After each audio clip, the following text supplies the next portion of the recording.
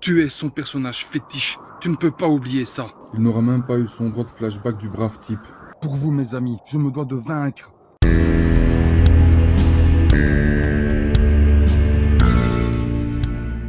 Yo les amis, nous voilà au Japon dans l'histoire. Je suis avec Seiya, Nicolas Jamard, que vous connaissez certainement. Salut à toutes et à tous.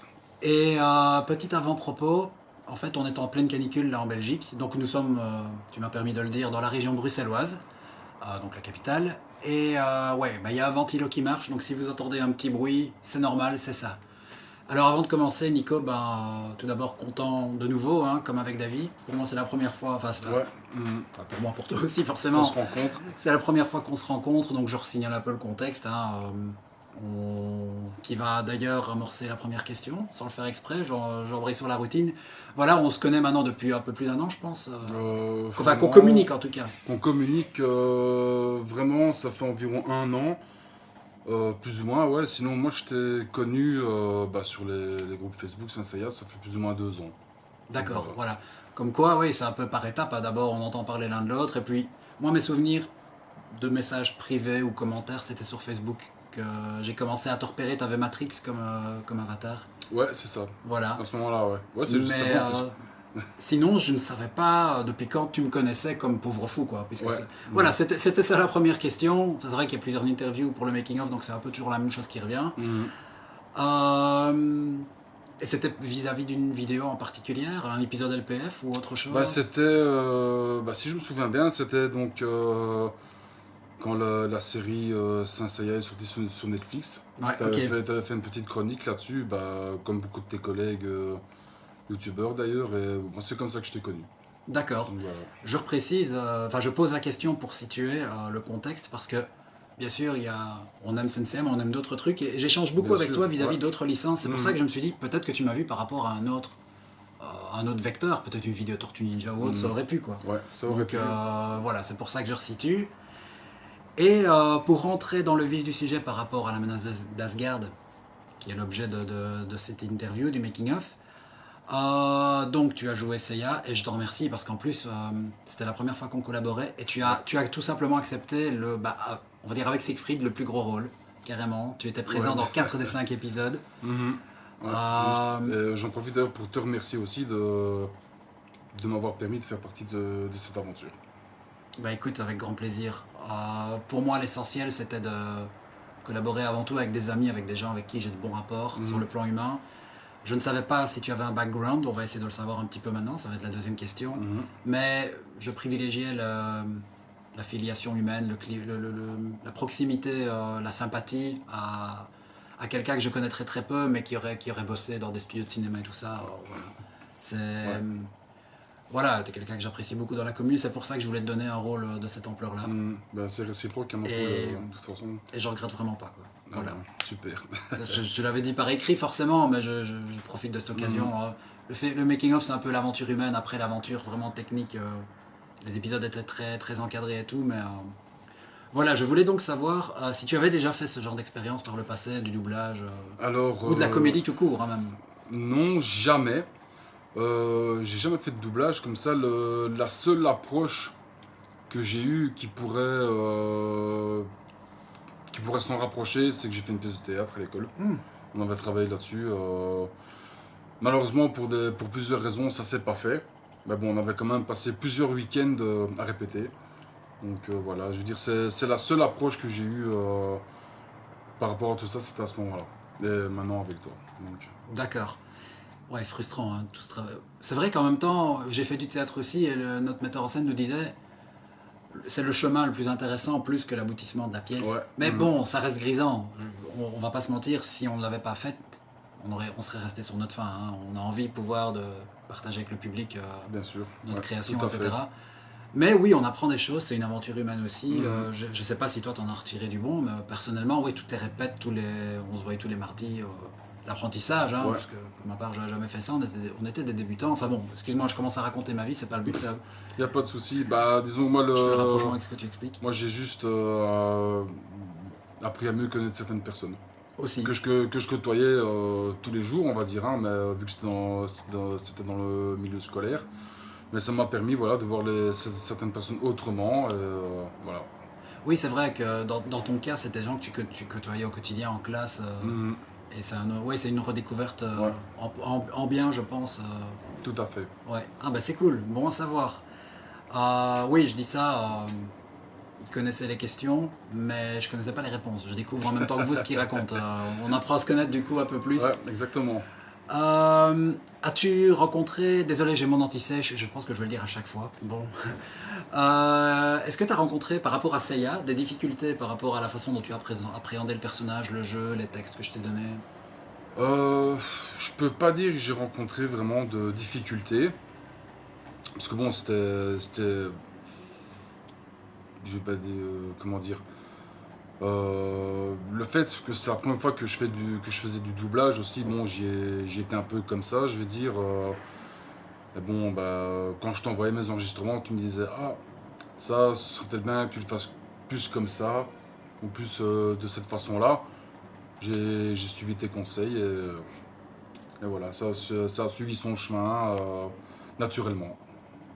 Donc si j'ai bien compris, tu préférais plutôt te faire encadrer, que je te dise où il faut aller, etc., que de trop te lâcher par peur de t'éparpiller. Bah, quand même un minimum, hein, je pense que c'est quand même nécessaire quand on fait ce genre de choses.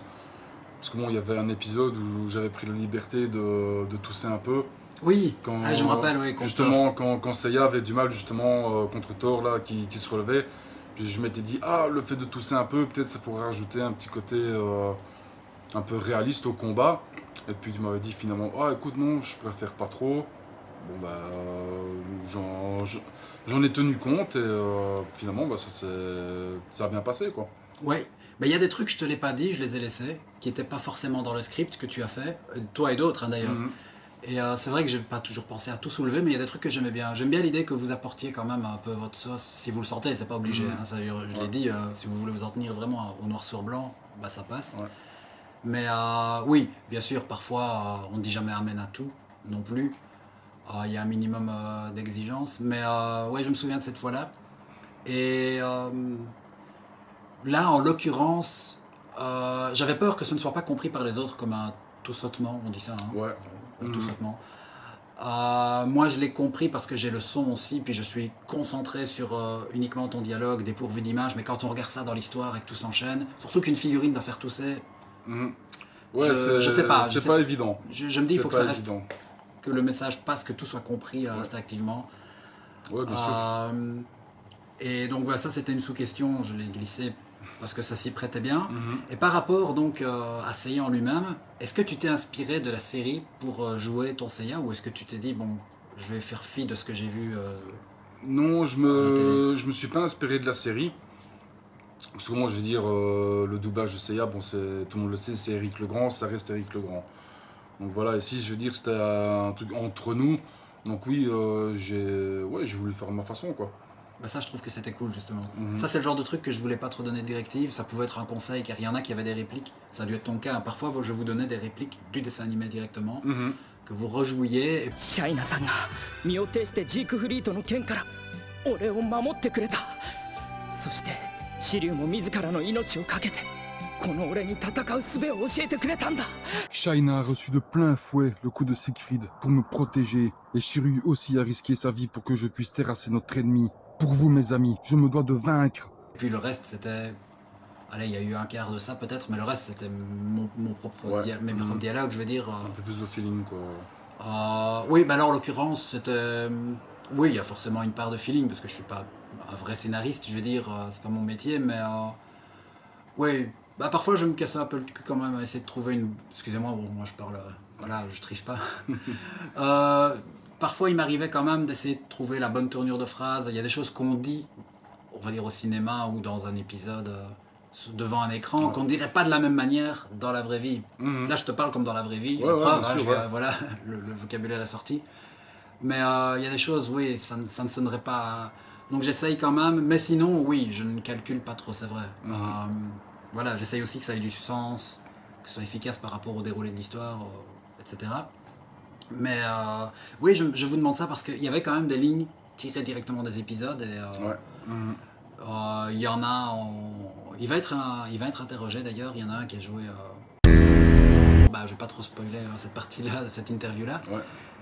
Oui, c'est tout à fait différent. Oui, là, la démarche était totalement différente. Je pense que ça s'est entendu. Que toi, c'est vrai que tu avais ta voix normale. On peut la reconnaître d'ailleurs. Et ça, je trouve que c'est intéressant. C'était un peu pour la plupart, le leitmotiv de base, c'était soyez vous-même. Ouais, mais c'est ça. Hein. Si c'est trop une copie, je pense que c'était pas bon non Non. plus. Mais s'inspirer quand même, ça peut. Hein. Ouais. Ça, c'était pas un mal. Il faut que ça reste un plaisir aussi. Avant tout, oui, avant tout. Ouais. Ça, je vais souvent le répéter aussi, je pense, dans la vidéo. Je voulais pas que vous le fassiez pour me faire plaisir parce que je suis un mec cool et tout et que vous vous dites allez, ce sera bien pour ces vidéos. Il fallait avant tout que vous puissiez prendre du plaisir à l'expérience, que vous aimiez faire ça un minimum, sans quoi je l'aurais... Si tout le monde m'avait dit non, on ne le sent pas, c'est pas... j'aurais mis les voix japonaises quoi. Ouais, pour moi c'était un énorme plus de vous avoir, mais ça j'insistais. Voilà, ça c'était... il faut pas le faire juste pour moi. Il fallait pas se dire je rends service à Oli quoi, ça... Voilà, ça je te le dis sincèrement, c'est vrai que moi je l'ai pas fait dans cet état d'esprit-là, dans le but de te faire plaisir. Je me suis dit certainement que tu préférais qu'on le fasse à notre sauce, justement. Ben oui, que tout le monde soit gagnant, que vous soyez content de l'avoir fait, et que quand vous le regardez, vous vous dites « Ah, c'est cool, on voit la figurine avec ma voix, c'est sympa. » Voilà, je trouve que ce serait trop égoïste. J'espérais quand même à la base vous faire plaisir à vous aussi. Ouais, mais c'est ça, hein, je veux dire, c'est... Comme tu dis, tout le monde doit pouvoir se faire plaisir, donc... Je pense. Sinon, on le fait... Pour moi, on le fera d'autant mieux si on aime. C'est comme son métier dans la vie de tous les jours, si on le fait juste pour le fric. Ouais, c'est ça. C'est malheureusement parfois le cas, évidemment, mais voilà. Je pense que si on kiffe ce qu'on fait, on le fera d'autant mieux. Ouais. Quand c'est trop carré, c'est pas toujours bon non plus. Donc. Je crois, oui. Si tu avais pu choisir le personnage parmi donc les 8 guerriers divins, les 5 bronzes, bon, on va enlever Hilda et enfin les personnages féminins quand même, bon, j'aime bien qu'il y ait du second degré, mais je préférais qu'un mec reste un mec et voilà. Parce que bon, je le reprécise pour remettre dans le contexte, parce que c'est vrai que parfois je m'excuse ah désolé, je vous ai déjà dit ça dans d'autres vidéos, mais c'est vrai que chaque interview fera l'objet d'une vidéo qui est propre. Peut-être que tout le monde va pas tout regarder, et donc c'est vrai que c'est peut-être bien de repréciser qu'en fait j'ai fait une proposition de personnage à chacun des comédiens. Je leur ai pas laissé carte blanche. Ils pouvaient refuser et bon, voilà. Éventuellement voir peut-être pour un autre, du moins sur celui qui arrive en dernier, évidemment. Tu veux Siegfried, désolé, c'est déjà pris. Mais oui, en plus, toi en l'occurrence, tu fais partie des premiers, pour les raisons évoquées tout à l'heure, à qui j'ai fait appel. Mais voilà, j'ai pensé à Seiya pour toi. Alors tu as dit oui, mais imaginons... Je te dis, Nico, t'es le premier, voici la liste des personnages. Lequel est-ce que tu aurais choisi? Franchement, j'aurais bien aimé faire Hagen. D'accord. Ah oui, Hagen qui a été remis à Dragon. Lui, en fait, c'est parce qu'il l'avait déjà fait dans Sensei and Friends. Ouais, La vidéo chorale de la chaîne. Et j'aimais tellement bien il vient du sud de la France. Désolé, Atman, il faut le dire. Ouais, tu as bien l'accent de ta région et ça contrastait tellement bien avec le grand blond aux yeux bleus qui vient du Grand Nord. Ouais. Puis il a tellement bien livré aussi que je me suis dit, lui, je vais lui laisser le même rôle. Mais voilà, c'est intéressant. Je crois savoir pourquoi vous êtes là, mais je crains que vous n'arriviez trop tard, les amis. Bam, Freya, les enjeux sont graves. Je n'ai pas de temps à perdre avec de telles futilités. Donc Hagen, par extension, j'imagine que c'est un personnage que tu aimes beaucoup. Ouais, franchement, dans Sensei tout court, quoi. Son armure, je l'adore. C'est vrai qu'esthétiquement, il est superbe, ouais. Franchement, pour moi, c'est une des... Tout art confondu, pour moi, c'est une des plus belles. T'es pas le premier qui me le dit. Franchement, ce contraste rouge, argenté, là... Puis même le simple fait qu'il y ait la tête de cheval ici sur le bras, ça c'est... Oui, dépareillé. Il n'y a pas beaucoup de chevaliers. Hein. En général, c'est une symétrie, une armure. Ouais, c'est ça, ouais. Mais ici, c'est... Vraiment, c'est pareil pour Siegfried, hein, et aussi avec l'épaulette. De côté qui sont pas les mêmes. Ça, c'est vraiment le genre de truc que j'adore sur les armures de Saint Seiya. D'accord. Finalement, tu as eu un plus gros rôle. Mais bon, désolé, c'est un bras aux yeux bruns. Non, mais j'étais content, super emballé de participer. De toute façon, je veux dire, maintenant, je te dis Hagen parce que oui, c'est un personnage que j'adore. Maintenant, j'aurais eu n'importe quel rôle, j'étais déjà content de participer. Donc, Ah bah super. ça Ben pour voilà, moi, je me dis que c'est bon à savoir. Mhm. Et pareil, je savais pas du tout ta filiation avec Hagen, je la connaissais pas non plus, donc voilà, c'est un peu l'occasion aussi voilà, pour ça. ah ouais. Et par rapport aux arcs, donc LPF, donc il y en a eu 5, il y avait eu la bataille des 12 maisons, Ouais, et si Saga avait gagné, qui est complètement utopique, c'est à part, ouais. c'est un truc à part, les Black Saints, les Galaxian Wars, et puis donc Asgard, la menace d'Asgard. Est-ce qu'il y en a un que tu as préféré aux autres à regarder comme spectateur? Honnêtement, j'ai bien aimé les Galaxian Wars. Franchement, j'ai bien aimé. Honnêtement, je trouvais que t'avais vraiment bien géré avec le décor et tout. C'était bien. Ouais, j'ai bien aimé. Franchement, D'accord. Ben, merci pour ta réponse. Et as-tu un épisode LPF qui ressort spontanément parmi les 36? alors, je t'avoue, sincèrement, comme ça, non. Parce que moi, je l'avais déjà dit, j'aime bien tout ce que tu fais en général. Bah merci. Donc voilà. C'est plutôt bien, hein. Ah ouais, C'est non, plutôt bon, toujours bon à savoir. je pourrais pas dire que j'ai un épisode préféré parce que vraiment, j'aime bien ton approche de tous les épisodes que tu as fait, ta façon de voir les choses, ta façon de mettre tout ça en scène. C'était un kiff général. Vraiment. Bah merci, super. Bah, je t'en prie, bah, écoute, c'est normal. C'est la vérité, hein, voilà. Bah, il faut le dire, hein, ce serait même l'occasion de faire des critiques si tu en avais à formuler. C'est vrai que c'est pas dans la question, j'y ai pas pensé, mais tant qu'on y est, hein, même si les RKLPF en tant que tel c'est fini, bah voilà, il y a d'autres choses qui arriveront et tout est bon à prendre, mais voilà, je l'avais dit, tu n'es pas obligé d'en choisir un, c'est vrai que c'est pas toujours le cas, c'est pas toujours facile à dire. Toutes les réponses se valent, voilà. Ouais. Non, mais si, sincèrement, vraiment, en général, j'aime bien tout ce que tu fais, donc même en dehors de Saint-Seiya. Hein, Ouais, c'est vrai, donc, pour ceux qui savent pas au cas où, hein, c'est vrai qu'il y a d'autres chaînes, il y a d'autres trucs sur la chaîne, même si Senseiya était en tout cas jusqu'à aujourd'hui la thématique principale. Ouais, j'ai fait des reviews, enfin bref, ouais, bon, je vais pas faire la pub, mais c'est vrai que Nico, c'est vrai que tu fais partie de ceux qui vont voir un peu tout azimut. Ouais, ça c'est cool. Et sinon, ensuite, avais-tu imaginé quelque chose avant que je diffuse l'épisode 36? J'imagine que tu te doutais que la fin allait dévier de ce qu'on voit dans le dessin animé, puisque Asgard est réécrit. Est-ce que tu avais imaginé une fin spécifique? Est-ce que tu t'étais fait une histoire, un dénouement? Honnêtement, non. Mais par contre, je pensais pas qu'à la fin, le personnage du pauvre fou ferait ses adieux. Ah oui. Donc, ça, c'est vraiment un truc que je vais pas du tout penser voir. C'était le fait que tous les personnages fassent leurs adieux au pauvre fou. Donc, bah, tant mieux, ça va, t'as été surpris comme ça. Ah après, ouais, on n'aime pas, mais le but est quand même aussi toujours de surprendre. Ouais, Enfin, bah, on bien essaye sûr, hein, hein. quand on raconte une histoire. Et du coup, je me dis, ouais, peut-être qu'il y en a qui se sont imaginé certaines choses. Et en plus, la question est d'autant plus, je pense, pertinente avec toi que tu fais. Toi et Renaud, donc The CNS, vous êtes les deux qui avez été le plus loin dans l'intimité du scénario, puisque vous jouez les dernières scènes avec le pauvre fou, avec moi. Hein. Vous avez été pas mal spoilé, sauf j'ai pu vous préserver vraiment du climax où avec Siegfried, je rends l'énergie qui m'a été donnée. Parce que là, les personnages ne parlent plus.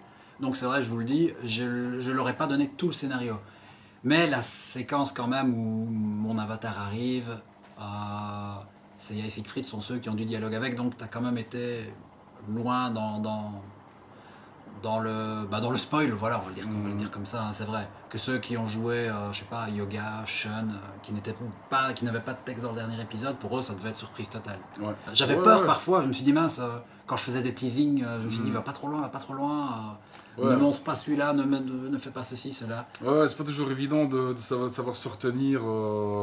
Puis bon, je dirais à la fin, l'hommage aussi que font toutes les figurines au pauvre fou, ouais, ça c'est...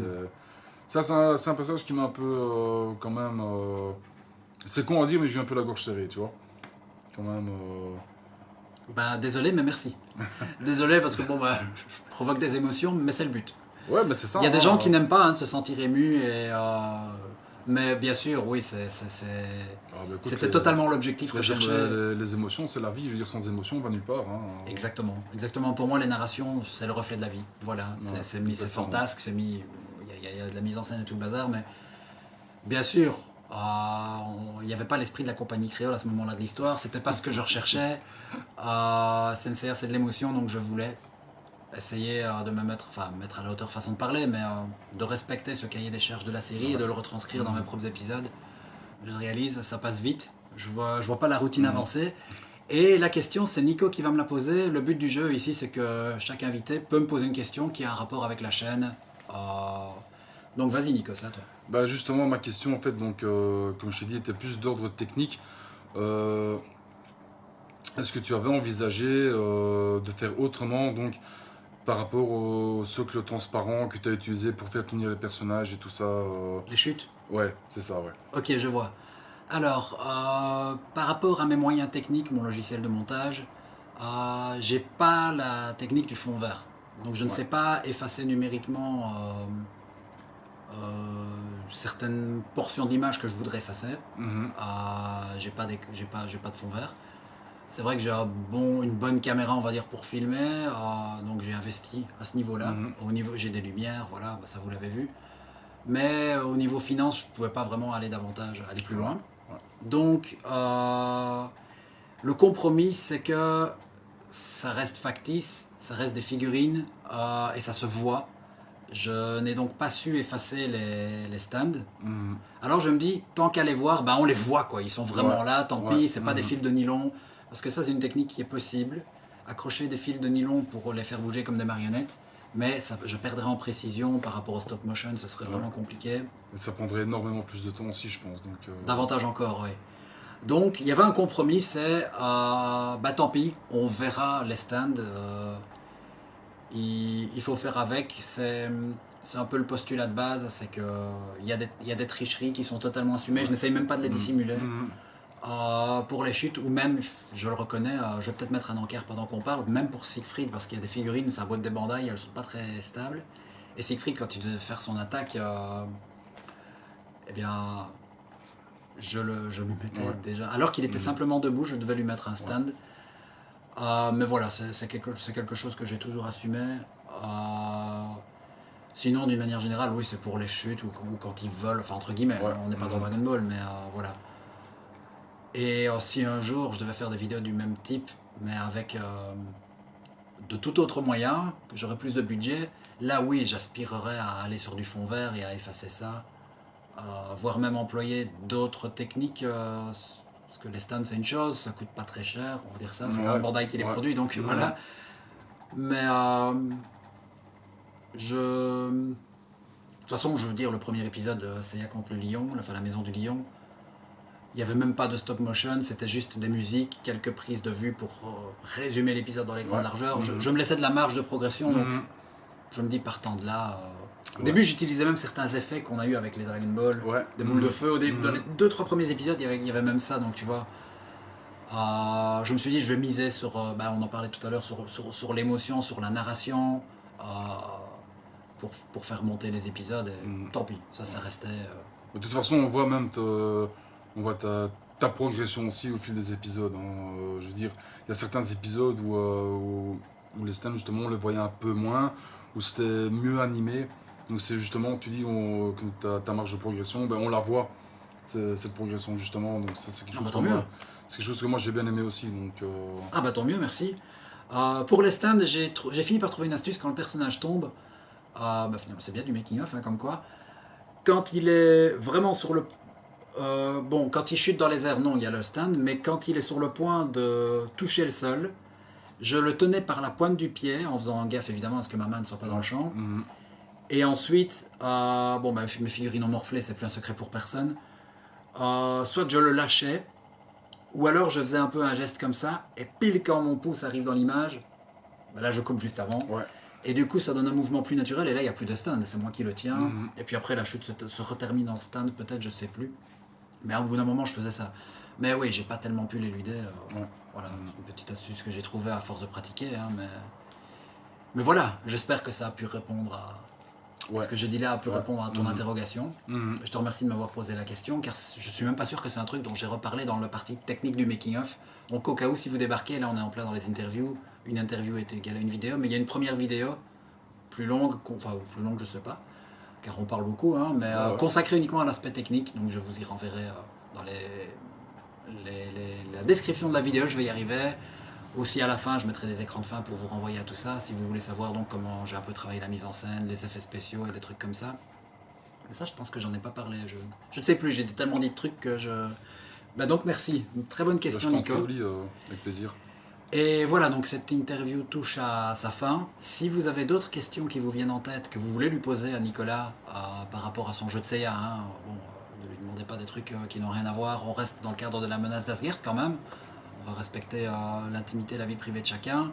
Même si Nicolas est quelqu'un de très présent sur les réseaux sociaux liés à Senseiya, je vais dire ça comme ça. Quelqu'un que la plupart d'entre vous connaissez, je pense. Mais voilà, ou à moi-même, si vous avez des questions dans les commentaires, on se fera un plaisir de vous répondre. Je vous remercie de nous avoir suivis. Je te remercie, toi, Nico, encore une fois, de m'avoir fait le plaisir de m'inviter chez toi. Avec plaisir, Oli. Tout plaisir est pour moi. Et voilà, peut-être qu'une prochaine fois, on aura l'occasion de refaire un truc ensemble. Ça, je ne sais pas. On verra ce que l'avenir nous réservera, ce que l'imagination me réservera en l'occurrence. Et voilà, encore merci pour tout. Et je vous dis à bientôt pour la suite des interviews. Ciao les amis. Salut, prenez soin de vous. 流星が私の剣を押し戻している